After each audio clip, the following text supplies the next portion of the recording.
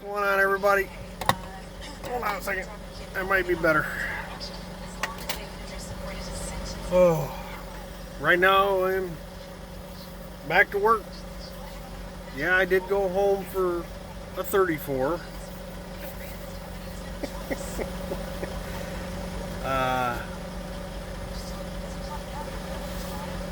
Because I can, and the reason I can is because I'm picking where I go. So if you're gonna do a 34, why not do it at home?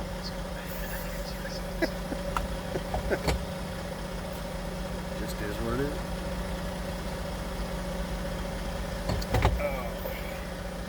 But yeah, right now I'm just inside the Oklahoma border from Arkansas. Stopped at, it's a casino here, exit 325 off of 40.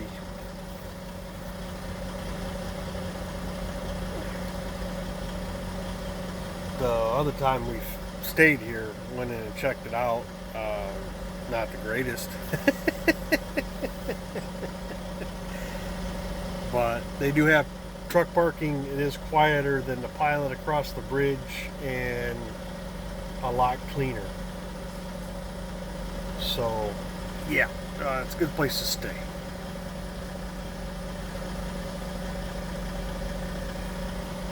A couple things real quick. Was able to get, I took my hazmat test yesterday.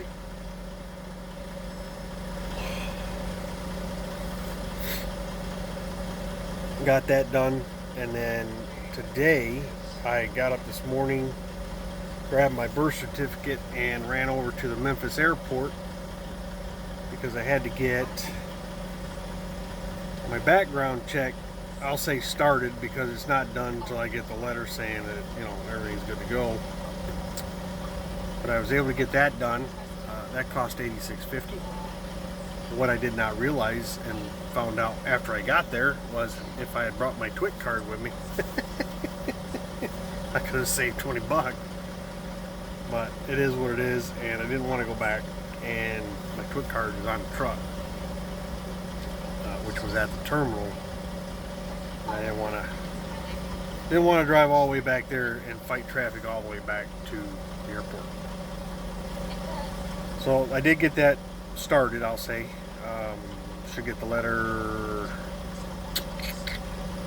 probably within 2 to 3 weeks. When I did my TWIC card back in December of last year,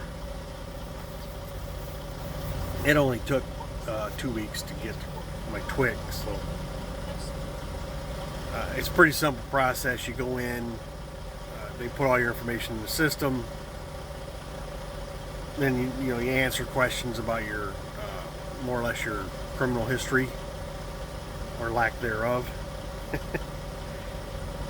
and then they fingerprint you, and it's not the ink type fingerprint. It's electronic, but they do fingerprint you. Then they submit that, and you just wait for your letter to come in the mail. So once I get the letter in the mail, all I gotta do at this point is go back over to the driver's license office and show them the background letter, and then they'll add the endorsement to my license. Either way, hazmat's a requirement for Landstar. You have to have it. But either way, even if I don't make that move, it's not going to hurt to have that endorsement. There are hazmat loads here. Not that they pay any better, and they wouldn't be the first thing I would look for. But it does offer more options. Like if you get stuck in an area, and hazmat load will get you out. There you go.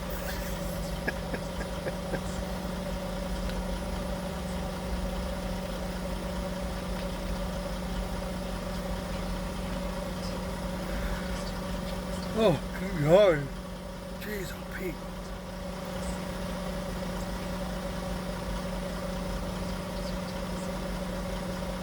But yeah, I got this load, get it delivered, have a load behind it, but I have time before I gotta pick it up. Because yeah, that's the other thing about working off one load board,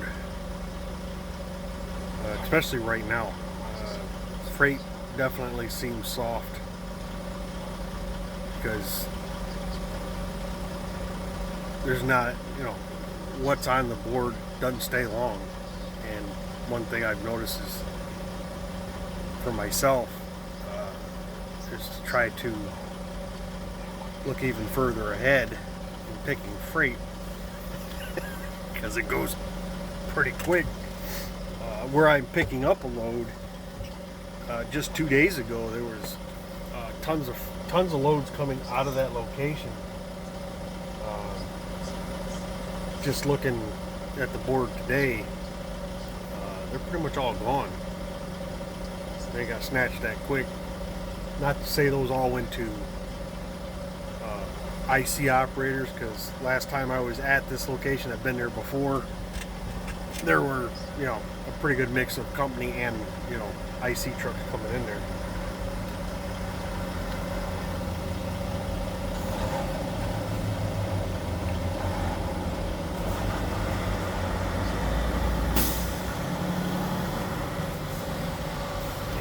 This truck's trying to come in here and snatch up a spot.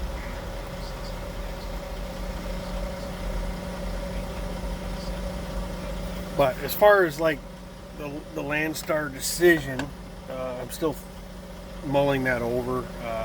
Still trying to get as much information and detail as I can. And I called my rep from SFI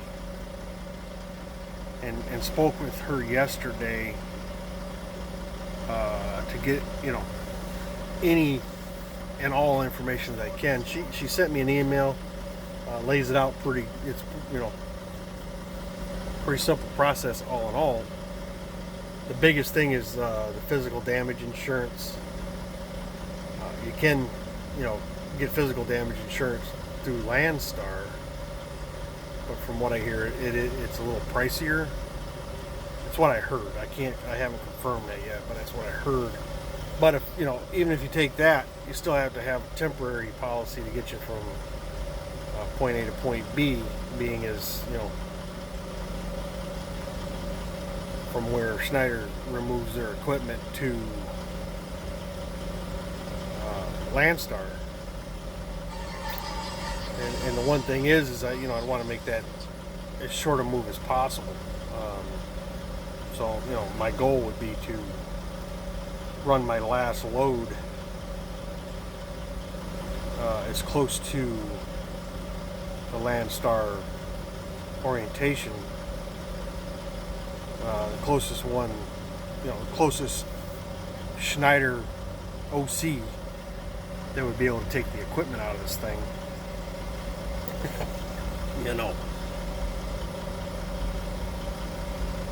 So I mean that's why I'm trying to work this slow. I know most people make the move, they try to do it as quick as possible, but I'm trying to minimize the effect on my bottom line. Because if you're going to do another orientation, obviously you're going to have it's going to be downtime there. I know here when I came into orientation, I was there for 4 days, so you have to take that into account.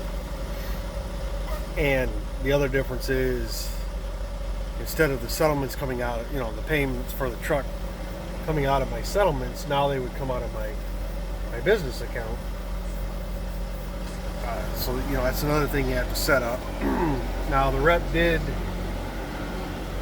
give me, or let me know that I could just give Landstar, if I decide to go, her email and any paperwork that they need in reference to this truck and where it's financed, they would, she would take care of that more or less.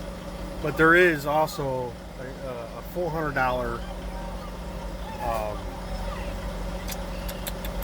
transfer fee to take the truck from Schneider National to Landstar. So there is a fee. And I'm going to say it's a paperwork fee.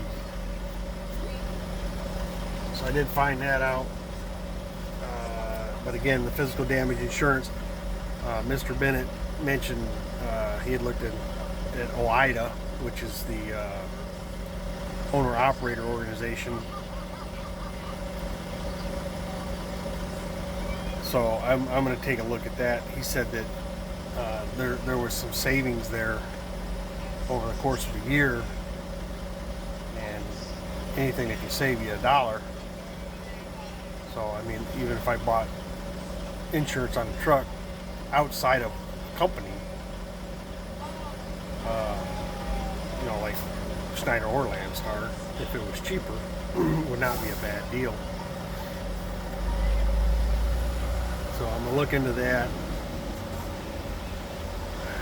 And right now, the only thing I have left, if I decide to make the move, is obviously I still got to get the Landstar DOT done on the truck.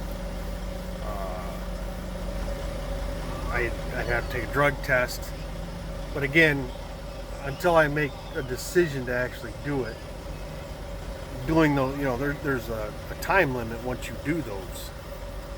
You got 30 days to make it to orientation or you'll have to do it again. And again, the DOT and the drug test both are my dime. So I don't want to waste my dime. So yeah, still looking at it, still thinking about it, still trying to get everything I can as far as information, and we'll see. Again, this is not a bad program. I am not upset with this company. It is what it is. I think it's a great learning opportunity. And now that I've learned everything I can,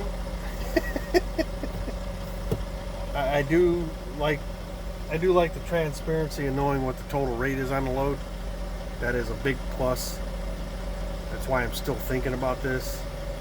And I do like the fact that I can negotiate rate. That's a big plus. So I mean, there are some benefits over here in their program. The only real issue I would say, if there was any issue, is on the load board. They call them dummy loads, and what they are is they're unconfirmed loads. And I see a lot of them that never become real loads, as far as I can tell.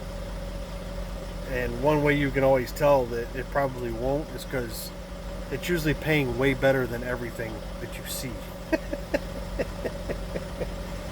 There's like today I was searching out of Georgia just to see what's coming out of there. Obviously, now I need to look for and get a load out of there, which I will do. But there is a load that comes out of, or if it ever does, I don't know. It doesn't weigh much. It's always coming out of Talladega, Alabama.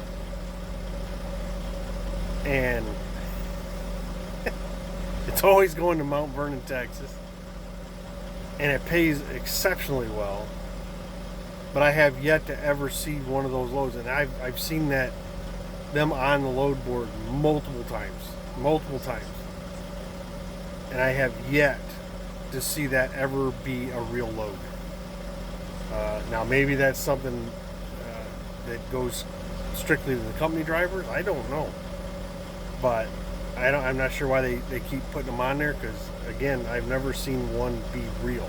So if anybody that watched this, if you've ever run that load, you'll know which one I'm talking about. Yeah, let me know if you ever have, because I've never seen it be a real load. I wished it would. I'd run that load all day long. So yeah, but I mean that's the only thing I do see. Again, what they call dummy loads that I've never seen actually be a real load. And every time you have those, they always show really good numbers. Just never see it. Just never see it. I don't. Maybe somebody else has. Usually you can tell when a non-confirmed load might actually be a real load from what I'm experiencing. Is the rate will be more realistic to what normal is for that area. But yeah, so yeah, that's where we're at. That's what we're doing, and there we go. So as always, I appreciate you guys taking time. Be safe. We'll talk to you.